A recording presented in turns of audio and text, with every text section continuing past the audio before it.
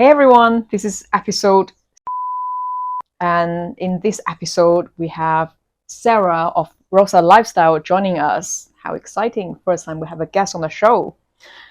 Hi everyone. Yay!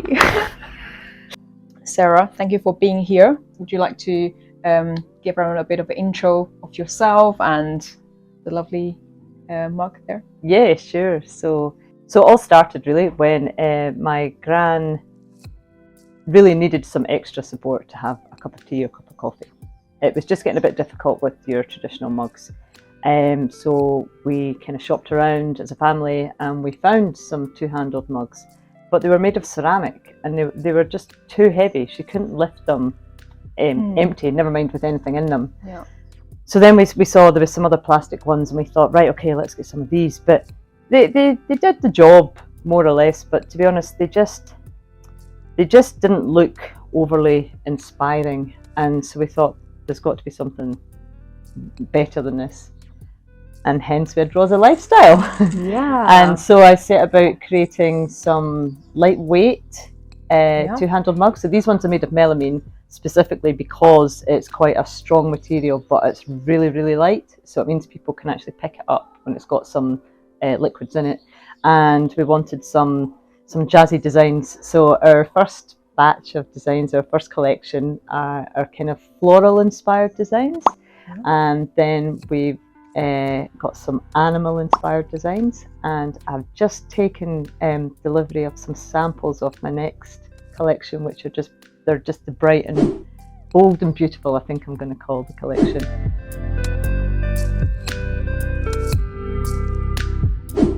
Question from me is, what's her name? Rosa? Yeah, where does Rosa come from? Yes. Yeah, so it's actually an acronym of myself, my husband, and our two kids' names.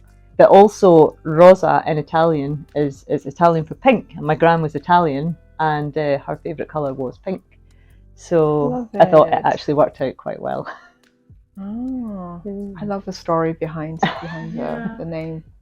It was almost like it was always meant to be the story. But I like to think she's kind of looking down and watching over and cheering from the sidelines. Oh, Fingers crossed. I'm doing it, Nonna. Oh, this is so heartwarming. So when did it start? Yeah, so I started selling my first mugs January 2022, but I actually spent the whole of 2021 kind of thinking of the idea, researching it, registering the company, finding manufacturers, suppliers, working with some designers. So basically 2021 was just all a mishmash of preparation and getting everything ready and placing orders. And I think initially I thought I'd try and sell mugs by that Christmas time, but it didn't manage quite in time. So January, I think the 6th of January, first mug was sold on Amazon in 2022. January. Yeah. Gosh, I love that. It's I think someone giving birth to a product, those days it's always something that's so memorable to. It's like a birthday. Yeah. It was 6th of January, I think. Yeah, and it's quite neat that it starts at the beginning of the year. Yeah. In a way, it wasn't intentional, but yeah. For WeeKett, the first batch was released at the very end of June, around 29th, Bad Mother, 29th of June 2020. It always felt like a special day. Last month around this time, I felt, oh, it's nearly 3 years since we released this product. And I think that day when you had your first product release, it always meant something special. It's special, yeah. Especially it's a product that meant so much to you personally. I can resonate with that. Okay, so your grandma had Alzheimer's, is that right? Yeah, she was diagnosed with Alzheimer's and vascular dementia.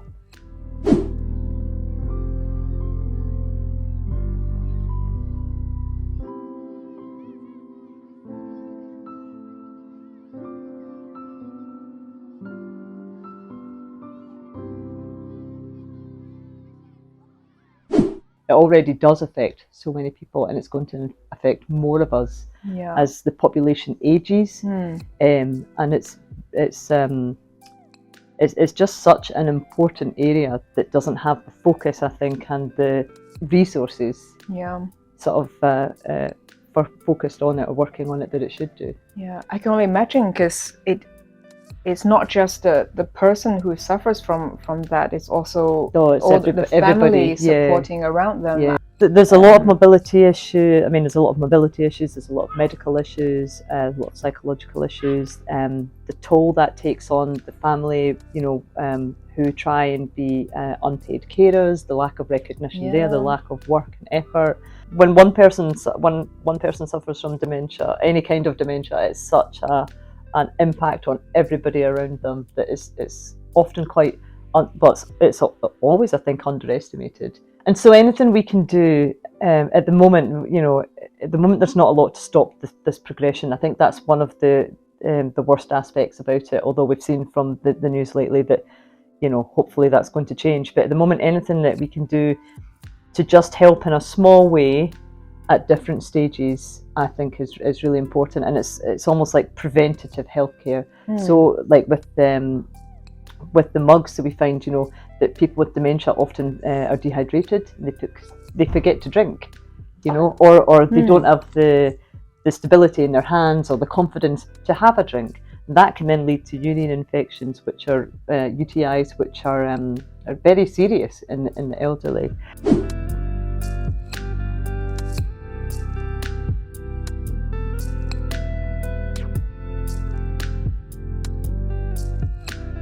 So, you know, it's just something small, like having a cup that has two handles, which just gives them a bit more confidence to actually have a drink, to stop them getting dehydrated, just stops this massive knock-on effect. And it all starts with just one small thing, a mug. Yes, as simple as stay hydrated and have that tiny bit of independence. Yeah. That's it. Bye.